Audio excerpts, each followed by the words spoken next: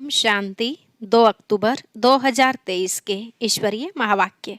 पहले एक नज़र मुरली के मुख्य पॉइंट्स पर। बाप दादा ने कहा, तुम हो सच्चे ब्राह्मण, तुम्हें सबको यह सच्ची गीता सुनाकर सच्ची प्राप्ति करानी है, अर्थात सचखंड का मालिक बनाना है। सारा मदार है ही पढ़ने और पढ़ाने पर। बाप जो शिक्षा देते हैं वह एक दो को देते रहो तो तुम स्वर्ग के मालिक बन जाएंगे। जो औरों को आप समान नहीं बनाते वह जाकर दास दासी बनेंगे। हर एक को अपनी शक्ल देखनी है, हम क्या बनने लायक हैं। 8 घंटा सर्विस किए बिना कुछ खाना तो हराम है। भले यज्ञ में कुछ दिया है लेकिन सर्विस नहीं की, सिर्फ खाया पिया और सोया है तो जमा किया हुआ भी खत्म कर लेते हैं। वह जाकर 3rd क्लास दास दासी बनेंगे। फिर बाबा ने कहा, अब तुम्हें अशरीरी बन वापिस घर जाना है, इसलिए देह के भान को तोड़ो, बाप को और स्वीट होम को याद करते रहो। अब लौकिक माता पिता की याद छोड़ इस पार लौकिक माता पिता को ही याद करो, जो तुम्हें अमृत की लेन देन करना सिखलाते हैं। विष की लेन देन को छोड़ना पड़े। लास्ट में बाबा ने कहा, चुप रहने में है शांति और शांति में है सुख, इसलिए चुप रहकर श्रीमत पर चलते रहो। बाबा को तो रहम पड़ता है, इसलिए हर बात की रोशनी देते हैं। ऐसा ना हो जो लास्ट में कोई कहे कि हमें पहले क्यों नहीं बताया, इसलिए बाबा सावधान करते हैं। अब सुनते हैं महावाक्यों को विस्तार से। कहा, मीठे बच्चे, नई दुनिया के लिए बाप तुम्हें सब नई बातें सुनाते, नई मत देते, इसलिए उनकी गतमत न्यारी गाई जाती है। प्रश्न, रहम दिल बाप सभी बच्चों को किस बात में सावधान कर उच्च तकदीर बना देते हैं? उत्तर, बाबा कहते, बच्चे, उच्च तकदीर बनानी है तो सर्विस करो। अगर खाया और सोया, सर्विस नहीं की तो ऊंची तकदीर नहीं बना सकेंगे। सर्विस के बिगर खाना हराम है, इसलिए बाबा सावधान करते हैं। सारा मदार पढ़ाई पर है। तुम ब्राह्मणों को पढ़ना और पढ़ाना है, सच्ची गीता सुनानी है। बाप को रहम पड़ता है, इसलिए हर बात की रोशनी देते रहते हैं। गीत, जिस दिन से मिले हम तुम। ओम शांति। रूहानी बाप समझाते हैं, जब बच्चों को बेहद का बाप मिलता है तो हर एक बात नई सुनाते हैं, क्योंकि यह बाप नई दुनिया स्थापन करने वाला है। मनुष्य तो ऐसी नई बातें सुना न सके। बाप, जिसको हेवनली गॉड फादर कहा जाता है, वह बेहद का बाप स्वर्ग की स्थापना करने वाला है। नर्क की स्थापना करने वाला है रावण। 5 विकार स्त्री में, 5 विकार पुरुष में, वह हो गई रावण संप्रदाय। तो यह नई बात सुनाई ना। स्वर्ग बनाने वाला है परम पिता परमात्मा, जिसको राम कहते हैं। नर्क बनाने वाला है रावण, जिसका चित्र बनाकर वर्ष वर्ष जलाते हैं। एक बार जल गया तो फिर उनका एफिजी देखने में थोड़े ही आएगा। वह आत्मा जाकर दूसरा शरीर लेती है, फीचर्स आदि बदल जाते हैं। यह तो रावण के वही फीचर्स वर्ष वर्ष बनाते और जलाते हैं। वास्तव में जैसे निराकार शिव बाबा का कोई फीचर नहीं, वैसे रावण का भी कोई फीचर नहीं। यह रावण तो विकार हैं। बाप यह समझाते हैं, मनुष्य भक्ति मार्ग में क्या चाहते हैं। भगवान आते ही हैं भक्ति का फल देने व रक्षा करने, क्योंकि भक्ति में दुख बहुत है। सुख है अल्पकाल क्षणभंगुर। भारतवासियों का बिल्कुल दुखी जीवन है। कोई का बच्चा मरा, कोई का देवाला निकला, जीवन तो दुखी रहता है ना। बाप कहते हैं, मैं आता हूँ सभी का जीवन सुखी बनाने। बाप आकर के नई बात बताते हैं, कहते हैं, मैं आया हूँ स्वर्ग की स्थापना करने। वहाँ तुम विकार में नहीं जाएंगे, वह है निर्विकारी राज्य। यह है विकारी राज्य। अगर तुमको स्वर्ग का राज्य चाहिए तो वह बाप ही स्थापन करते हैं। नर्क का राज्य रावण स्थापन करते हैं। तो बाप पूछते हैं, तुम स्वर्ग में चलेंगे? वैकुंठ की महारानी महाराजा विश्व के मालिक बनेंगे? यह कोई वेद शास्त्र आदि की बातें नहीं हैं। बाप ऐसे नहीं कहते कि राम राम कहो व दर दर धक्के खाओ, मंदिरों तीर्थों आदि में जाओ व गीता भागवत आदि बैठकर पढ़ो। नहीं, सतयुग में तो शास्त्र होते नहीं। तुम भल कितने भी वेद शास्त्र आदि पढ़ो, यज्ञ जप दान पुण्य आदि करो, यह है ही धक्के खाना। इनसे प्राप्ति कुछ भी नहीं।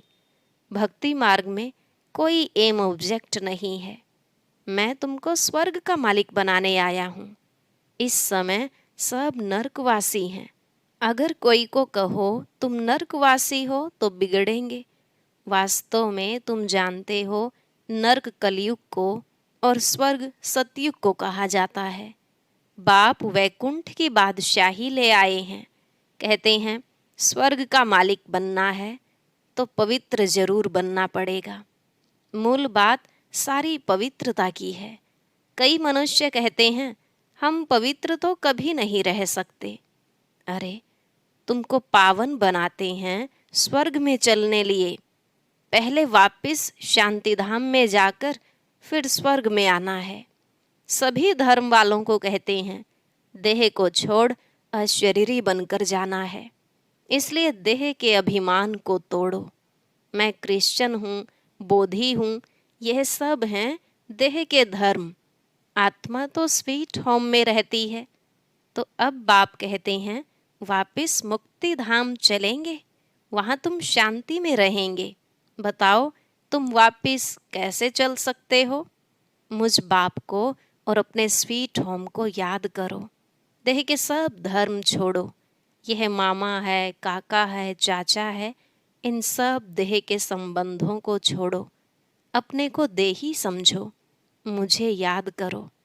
बस यह है मेहनत, और मैं कुछ नहीं सुनाता हूँ।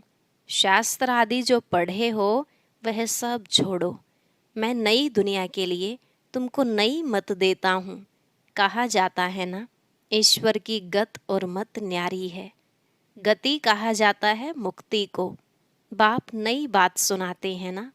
मनुष्य भी जब सुनते हैं तो कहते हैं यहाँ तो नई बातें हैं, शास्त्रों की कोई बात नहीं। यूं तो है गीता की बात, परंतु मनुष्यों ने गीता को भी खंडन कर दिया है। मैंने तो गीता पुस्तक कुछ भी नहीं उठाई है, वह तो बाद में बनती है। मैं तो तुमको ज्ञान सुनाता हूँ। ऐसे कभी कोई नहीं कहेंगे कि तुम मेरे सिकिलधे बच्चे हो।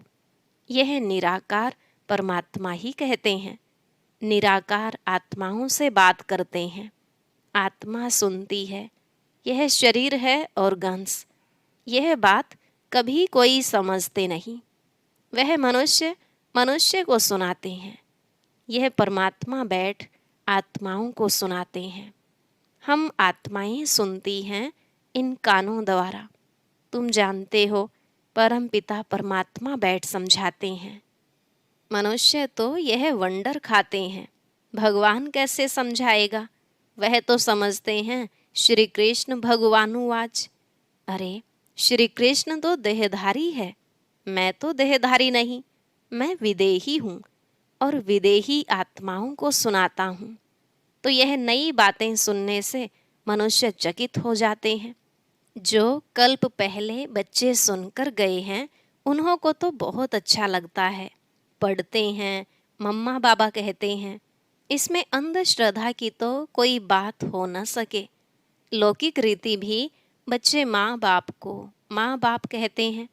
अभी तुम उन लौकिक माँ बाप की याद छोड़ पारलौकिक माता पिता को याद करो। यह पारलौकिक माँ बाप तुम्हें अमृत की लेन देन सिखलाने वाले हैं। कहते हैं हे बच्चे, अब विष की लेन देन छोड़ो। मैं तुमको जो शिक्षा देता हूँ वह 1 2 को 2 तो तुम स्वर्ग के मालिक बन जाएंगे। थोड़ा सुनेंगे तो भी स्वर्ग में आ जाएंगे। परंतु औरों को आप समान नहीं बना सकते तो दास दासी जाकर बनेंगे। दास दासियों में भी नंबरवार होते हैं। बच्चों को संभालने वाले दास दासियां जरूर अच्छे मर्तबे वाले होंगे। यहाँ रहते हुए फिर अगर पढ़ते नहीं तो दास दासी बन पड़ते हैं। प्रजा में भी नंबरवार होते हैं। जो अच्छी रीति पढ़ते हैं वह इतना उच्च पद पाते हैं। प्रजा में साहूकारों के भी दास दासियां होंगे। हर एक को अपनी शक्ल देखनी है, हम क्या बनने लायक हैं। बाबा से अगर कोई पूछे तो बाबा झट बता देंगे। बाप तो सब कुछ जानते हैं और सिद्ध कर बतलाते हैं कि इस कारण यह तुम बनेंगे। भल सरेंडर किया है, उसका भी हिसाब किताब है।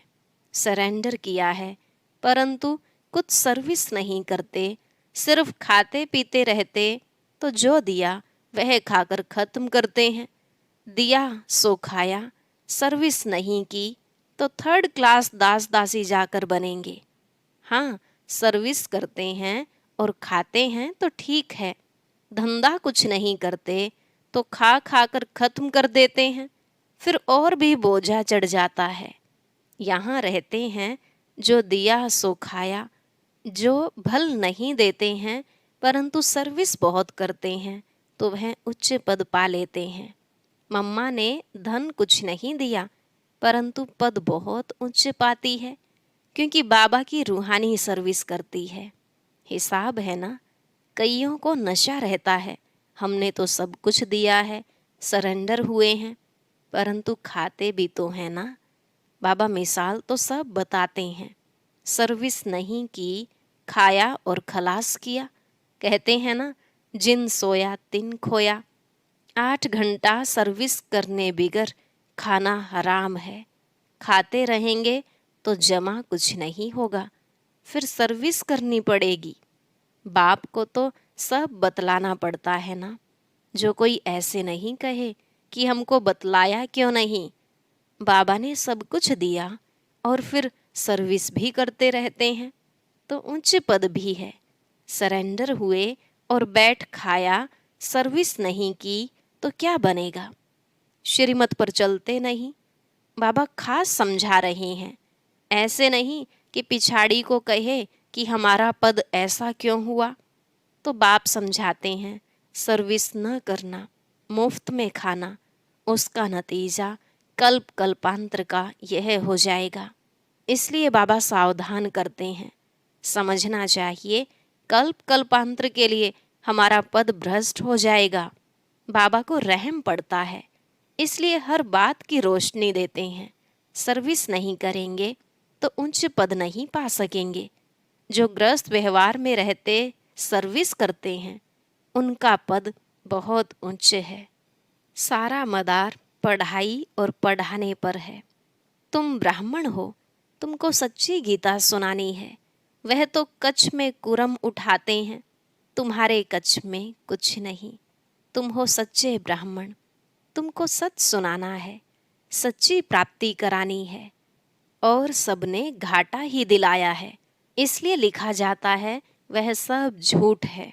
बाबा सच सुनाकर सचखंड का मालिक बनाते हैं। यह तो समझने की बात है। विश्व का मालिक बनना कम बात है क्या। सेंसिबल बच्चे जो होंगे वह तो प्लान बनाते रहेंगे, हम सोने की ईंटों का ऐसे ऐसे मकान बनाएंगे, यह करेंगे। साहूकार का बच्चा जैसे बड़ा होता जाएगा तो उनके ख्यालात चलेंगे, हम ऐसे करेंगे, यह बनाएंगे। तुम भी भविष्य में प्रिंस बनते हो तो शौक होगा ना, हम ऐसे ऐसे महल बनाएंगे जो और कोई का नहीं होगा। यह ख्यालात उनके चलेंगे जो अच्छी रीति पढ़कर पढ़ाते हैं। बादशाही तो होगी ना, तो बुद्धि में यह ख्यालात चलने चाहिए, हम कितने नंबर से पास होंगे। बड़ा भारी स्कूल है, इसमें लाखों करोड़ों पढ़ेंगे, ढेर आएंगे। यह सब बातें बाप ही बैठ समझाते हैं। भगवान एक है, उनको ही मात पिता कहते हैं, वह आकर एडॉप्ट करते हैं। कितनी गुह्य बातें हैं। यह नया स्कूल है, नया पढ़ाने वाला है, कितना अच्छी रीति समझाते हैं। झोली उनकी भरेगी जो लायक होंगे, बाप को याद करेंगे। माँ बाप को कभी कोई भूलता नहीं है, फिर संगम युगी बच्चे बाप को भूल कैसे सकते हैं। अच्छा, दुनिया धमचक्र में है, तुम बच्चे चुप हो। चुप में है शांति, शांति में है सुख। तुम जानते हो मुक्ति के बाद फिर है जीवन मुक्ति। तुम बच्चों को सिर्फ 2 अक्षर याद हैं, अल्फ अल्लाह और बे बादशाही। सिर्फ एक अल्फ को याद करने से बादशाही मिल गई, बाकी क्या बचा? बाकी रही छाछ। अल्फ मिला गोया मक्खन मिला, बाकी सब है छाछ। ऐसे है ना? हम चुप रहते हैं, जानते हैं चुप रहकर हम श्रीमत पर चलते हैं, परंतु वंडर यह है कि बच्चे अल्फ को भी पूरा याद नहीं करते, भूल जाते हैं। माया तूफान लाती है। बाप भी कहते हैं मन मना भव मध्य जी भव। गीता में अक्षर हैं, तो तुमको गीता वालों से अर्थ पूछना चाहिए कि मन मना भव मध्य जी भव का अर्थ क्या है। बाप कहते हैं मुझे याद करो तो तुमको बादशाही मिलेगी। सब देह के धर्म छोड़ देही बन जाओ और बाप को याद करो तो बादशाही मिलेगी। ग्रंथ में भी कहते हैं जपो अल्फ को तो बादशाही मिलेगी। सचखंड की राजाई मिलती है। हम दुनिया से बिल्कुल न्यारे हैं और कोई भी ऐसे नहीं कहेंगे। बाप तुम्हें नई बातें सुनाते हैं, बाकी सब पुरानी बातें ही सुनाते हैं। बात बड़ी सहज है, अल्फ के बनो तो बादशाही मिलेगी। फिर भी पुरुषार्थ तो करना पड़े। आप समान बनाने की जितनी सर्विस करेंगे उतना फल मिलेगा। मनुष्य न अल्फ को जानते हैं न बे को जानते हैं। बे माना बादशाही का मक्खन। श्री कृष्ण के मुख में मक्खन दिखाते हैं ना। जरूर स्वर्ग की स्थापना करने वाले ने ही बादशाही दी होगी। अच्छा, मीठे मीठे सिकिल अधे बच्चों प्रति माता पिता बाप दादा का याद प्यार और गुड मॉर्निंग। रूहानी बाप की रूहानी बच्चों को नमस्ते। रूहानी बच्चों की रूहानी बाप दादा को नमस्ते नमस्ते, गुड मॉर्निंग। शुक्रिया बाबा, शुक्रिया। धारणा के लिए मुख्य सार। पहला पॉइंट, वापस स्वीट होम जाना है, इसलिए देह के धर्मों और संबंधों को भूल स्वयं को देही समझना है। इसी अभ्यास में रहना है। दूसरा, बाप की जो शिक्षाएं मिली हैं वह दूसरों को देनी है। आप समान बनाना है। 8 घंटे सर्विस जरूर करनी है। आज का वरदान, शुद्ध फीलिंग द्वारा फ्लू की बीमारी को खत्म कर वरदानों से पलने वाले सफलता मूर्त भव। शुद्ध फीलिंग द्वारा फ्लू की बीमारी को खत्म कर वरदानों से पलने वाले सफलता मूर्त भव। बाबा ने कहा सभी बच्चों को बाप दादा की श्रेष्ठ मत है, बच्चे सदा शुद्ध फीलिंग में रहो। मैं सर्वश्रेष्ठ अर्थात कोटों में कोई आत्मा हूँ। मैं देव आत्मा, महान आत्मा, विशेष पार्टधारी आत्मा हूँ। इस फीलिंग में रहो तो व्यर्थ फीलिंग का फ्लू नहीं आ सकता। जहाँ यह शुद्ध फीलिंग है वहाँ अशुद्ध फीलिंग नहीं हो सकती।